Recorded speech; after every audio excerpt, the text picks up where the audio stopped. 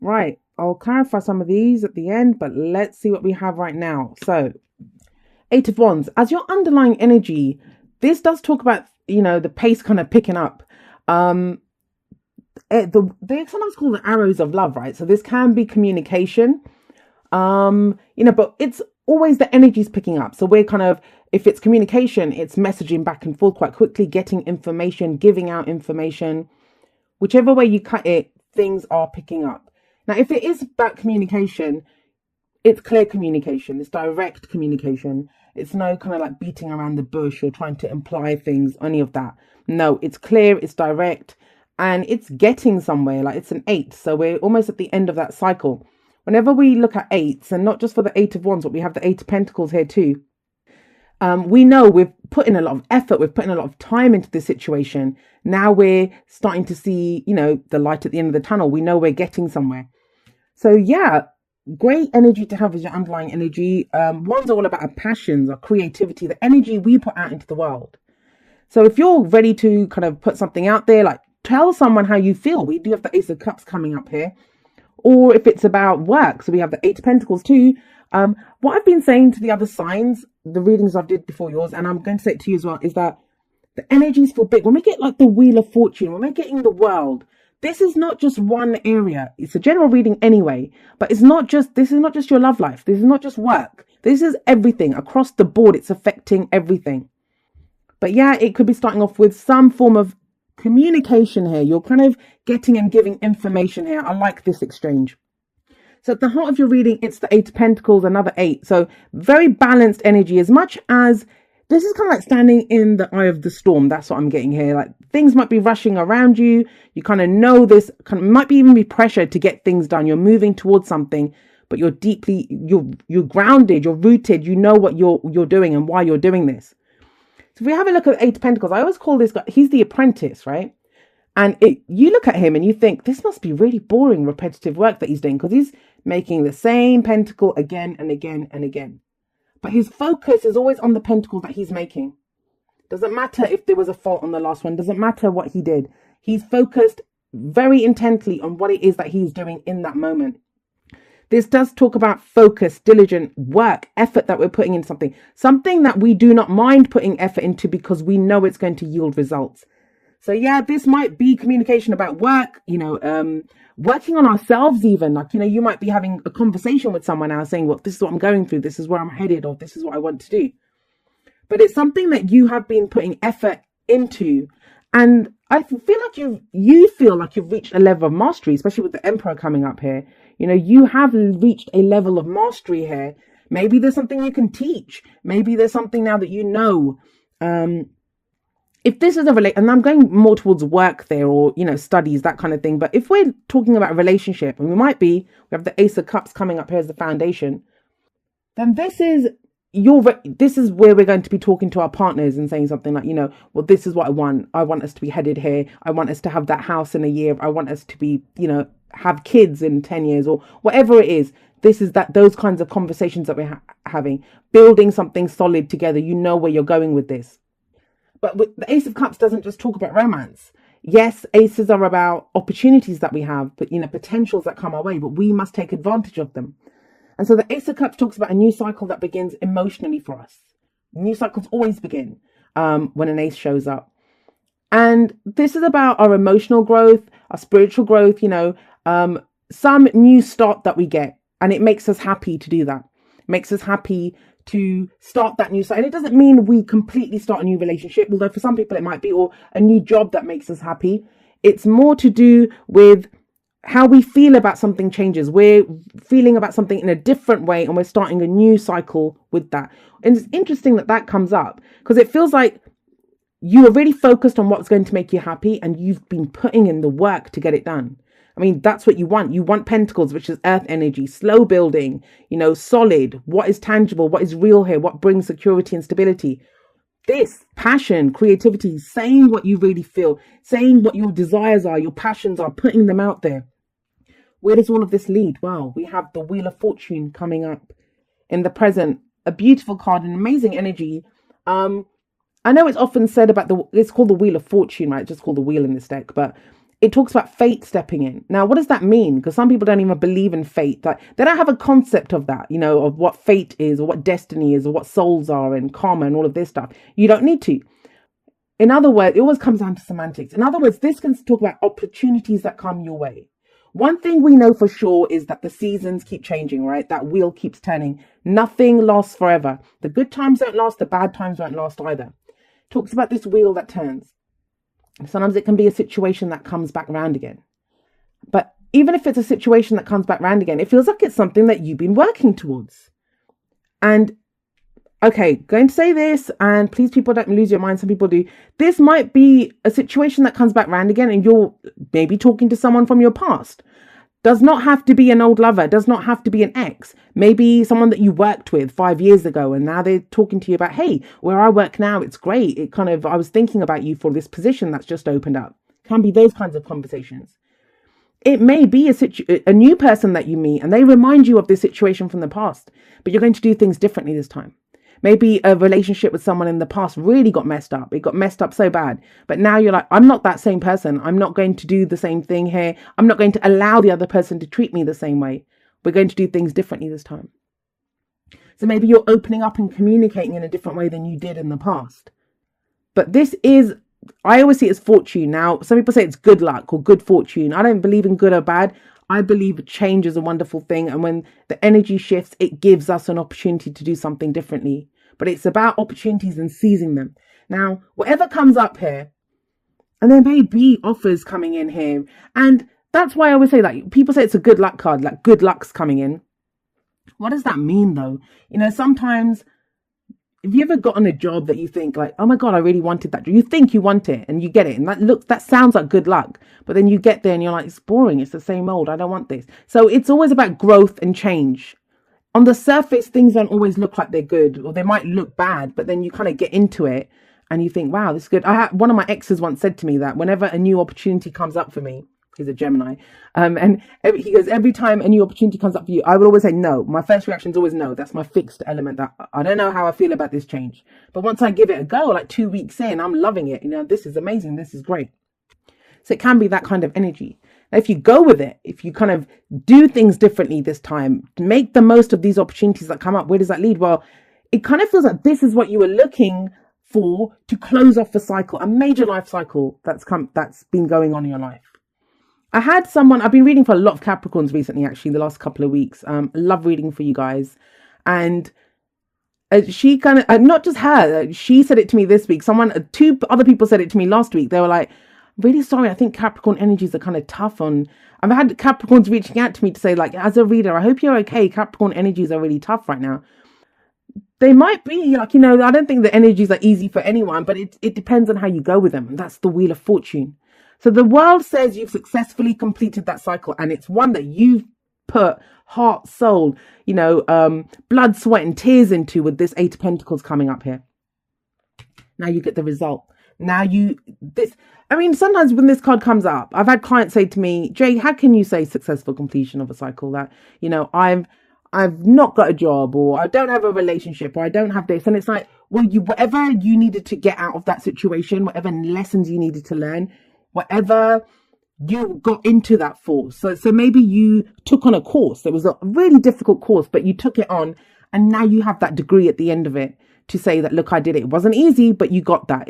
At a very kind of literal level, mundane level, it can talk about that. But it can be a job that you take. You've been in it for like 20 years, and now you're thinking, I really want to grow. I want to do something different. I want my own business. I want something like that. And there's nothing more I can get out of where I am. But you've done everything that you can. And this is a pat on the back. Look, we have a huge victory wreath there. You have successfully completed that cycle. And we don't always see the success immediately. But yeah, this is the card for Saturn, your ruler. So you've done everything that you needed to do. I'd say you've got mastery in whatever it was. If you've been off working on yourself, you did it. And it goes back, all of this goes back to this. Whatever this spark was here, whatever this budding emotion was here that you thought, this is how I want to feel. This is how I feel. And I want to grow this. I'm coming from this place of heart that this is what I want to achieve. This is where this is all leading. Major arcana, the whole bottom row is major arcana energy. This is energy that happens to us. And it feels like in some ways, and I don't like to use like reward and punishment type terms for the energies that take place, but it feels like that. It feels like that hard work now pays off. Was you putting the energy out there. Now it starts coming back to you, the results of what it is that you've been doing. Where does that leave you? What's the advice? Well, the advice is the Emperor. Don't let up now. That's what this is saying. The Emperor, he takes control. He takes charge in a situation. Some of you may be dealing with an Aries. This is the card for Aries. But you have Mars in your sign right now. And that's Aries. Mars is the ruler of Aries. And have a look at this guy. Like, he's an elderly gentleman and he's sat on his throne. You can imagine he's been through a lot. He's held on to his empire. He runs it really well. But he's not complacent. He's sat there in his armor. He's ready to fight. If, there's someone threatens his empire, he's going to go and fight for it. He's ready to do that. His way or the highway, always. The Emperor is in control. He's in charge. But for some of you that this is a work reading, you might be now asked to step up and take control. Like, be a boss. This is the boss, the father figure, the authority figure in the tarot. For others of you, this is a romantic reading. I don't care if you're a man, a woman, don't relate to any gender. The Emperor is telling you whatever this love was that you wanted, or something that, even if it's not romantic, but whatever that thing is that you love, that, you want, that feeling that you want, and anything that we want, any job, any amount of money, any house, car, I don't care what it is, relationship that you want it because it's going to make you feel a certain way. Time to step up and go get it. This guy takes control of a situation. But the kind of advice with him always is that he can sometimes be a little stubborn. And he's not open to other ways of doing things. And I have to say that, if you've gone through the Eight of Pentacles energy, and if you've got Eight of Wands, like back and forth energy coming in, there's more than one way of doing things now. And you seem to know that. So it might be opening up to other ways of doing things. I mean, successful completion, you've learned something from this cycle, right? So now it's time to take charge. I kind of get the sense that with this Ace of Cups here, or some of you might have started a relationship here, or started a hobby or something that you truly love, that when you started it you thought, wow, this is it, this is going to make me really happy. It's time to kick it up a notch with the Emperor here. You're taking it and starting a new cycle with this, and it's about being more in control than you ever have. This is not passive energy, not whatsoever. You've got some level of stability now you can act, now you can go forward. The kind of, what can happen sometimes when the Emperor shows up is, well, like, well, I haven't done it that way. This is not how I've done it. I got my empire. I got to this point by doing it this way. But that's the whole point. You go from apprenticeship to mastery, to being the master in that, whatever it is that you've been working on. Right, let's pull you a few more clarifiers.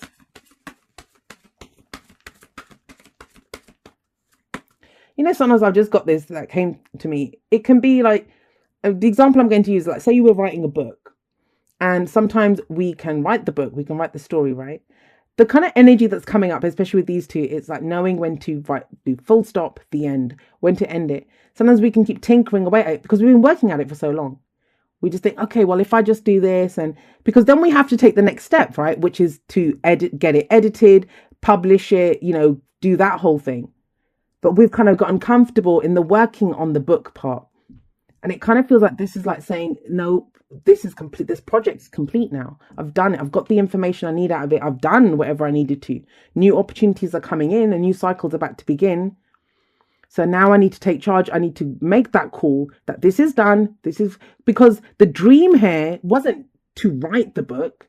It was to be a successful author, right? To be published. That was the dream. But you can get stuck in the Eight of Pentacles, which is just the daily, right? Because you like the routine, right? You wake up every day. You've gotten into it. It was hard at first, but now you've gotten into it. Now it's about taking it to the next level.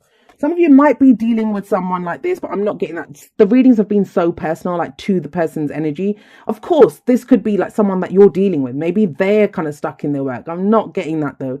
Some of you, that might be the case. It's general, so I have to say it because it goes both ways. This feels very much like your energy though. And it's about you stepping up and taking charge. So this might be where some of you have been. And so this can be overwhelming then. If you've been kind of like this guy's hanging around, right? This is being in limbo. He's hanging from his foot, but we have a look at him. He's kind of surrendered. He's surrendered to that position. Now this can talk about sacrifice too. He might, what is he sacrificed to be hanging here? But why is he hanging here? Why is he stuck in limbo? Because he's gaining a new perspective on things.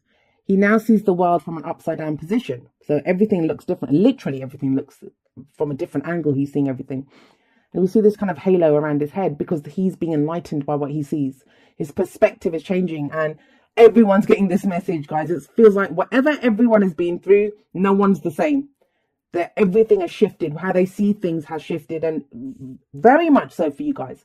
And that's going to be where this might be a struggle for you, because you've always done things a certain way and it's got you to where you are, you know, but it might be time to fine tune that and to build on that, because yeah, it got you this far, but you're about to start something new. And so that's what the hangman, like I said, can talk about sacrifice, change of perspective when we surrender. But once we gain that change of perspective, it can be, some of you, you'll be waiting for some information. And that comes in with the Eight of Wands, because sometimes the hangman can be waiting for that final bit of information before you move forward. Comes in and then things to pick up, and things can pick up and things go very quickly after that. But this is that kind of lull. Not a lot happens, externally at least, when the hangman shows up. Internally, there's a lot shifting and changing. And I think that has been, what's been the change of perspective on that? It's been this, the Five of Swords. This is that question of, what's this going to cost me? And it's very ruthless energy. Some people call it selfish. I think selfish is a much maligned word, but you know, this is that sense of, well, what do I want? And so this guy wants the swords, right? And he's like, okay, I want the swords. How badly do I want them? Because it's going to cost me my two friends at the back. Now they've gone into battle with him. It's cost them the swords, but they have each other. So no one's a clear winner here. Everyone's lost something. Everyone's gained something, like they're left with something. But I don't think that's the case with you. I think that's been your attitude always, that, you know, if I go for this, what's it going to cost me? If I do this, like weighing up the pros and cons in a very kind of, not in a Two of Pentacles kind of practical way. This is inside. What's it going to cost me to do this? Emotionally, mentally, even financially, maybe with the Eight of Pentacles coming up there. But what's it going to cost me? How far am I willing to go? And that's what the hangman's been figuring out this. But it leads to like a clear-cut victory, success with that world coming up. This is an empty victory, but this is not. And it leaves you in control, going with it. Now you have the Four of Wands coming up here as well. And I love this card. It's a celebration. It's when it's telling you whatever you've done, and I was getting that with the 2 8s, there is a firm foundation here. Now, fours, there isn't a lot of movement when fours come up as well. So it's very similar to the hangman. But this can be a change of job, a change of house, you know, just leveling up in a relationship. Commitment. What are you committed to? So for some of you that this is a romantic reading, it kind of feels like here it might have been that you were being asked to commit to something, or, you know, taking a relationship maybe to the next level. It might have had a good start. You might even still be in that relationship, but you've been figuring out, like, you know, do I have the time and effort to give to this? What's it going to cost me in other ways?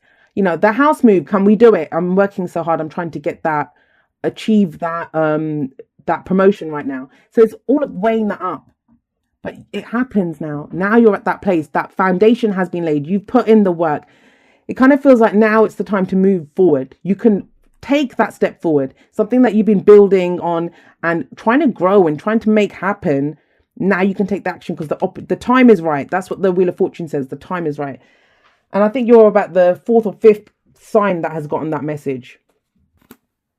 Love yourself first. Your self-respect makes you more romantically attractive. It's the Emperor. You can bet he loves himself first. He's very solid. I mean, like I said, he gets a very bad reputation because he can be stubborn. Every card has a negative and a positive energy, or a lighter and a darker energy. All of them do. And his is that he can be very stubborn. But here, it's about feeling in control. And whatever kind of love life you want. So some of you might have been wanting this love life for a long time and it's just not been happening. You've been pulled in every other direction. You've had to wait around. You've been trying to see, what's it going to cost me? What am I doing? Now, whatever the Emperor, he knows that, you know, whatever he wants out of something, he has to embody that. He is the embodiment of control, of like, this is what we're going to do. This is how we're going to do it. And I always say every great love story begins with how we love ourselves. So love yourself first. It's 3 and I saw them, so I'm going to have to take them. I don't usually take them if they're face down, but these are face up. So be supportive, make a genuine effort to show you care. So that's maybe the Emperor. Maybe you're having to step in and help someone else. And that's what the communication is. Be supportive. Love makes a difference. Love can help heal past hurts and provides a sense of security, self-worth, and importance. So that might be it. Like, there's some communication, like I said, it doesn't even have to be with someone from the past. The actual communication, it could be about someone or something from the past.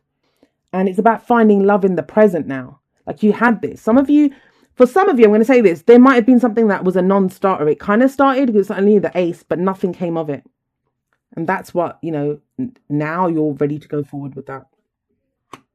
And then for others, if you check this out, new love, embrace the new opportunity of love that is here. This may pertain to work opportunities or spiritual growth. And it does feel like, I'm going to say this with the Ace of Cups coming up here and the Emperor, that might be what the Wheel of Fortune's bring around again. And that opportunity again, no, it doesn't have to be with the same person or the same company, but you have a new opportunity. This time, are you going to take control and do it? Treasure Island. I was actually getting that feeling from this reading anyway. Treasure Island, it's a beautiful card. It talks about you now have the map. You have the map to the treasure on this island. You know where X marks the spot. But even if you know it, you can see it on the map. When you're walking around your island, you need to be able to spot those opportunities and take advantage of them. Wheel of Fortune says that. That yes, it doesn't matter if you have every opportunity in the world that comes your way, unless you step up and say, yeah, taking that, doing that, taking control, right?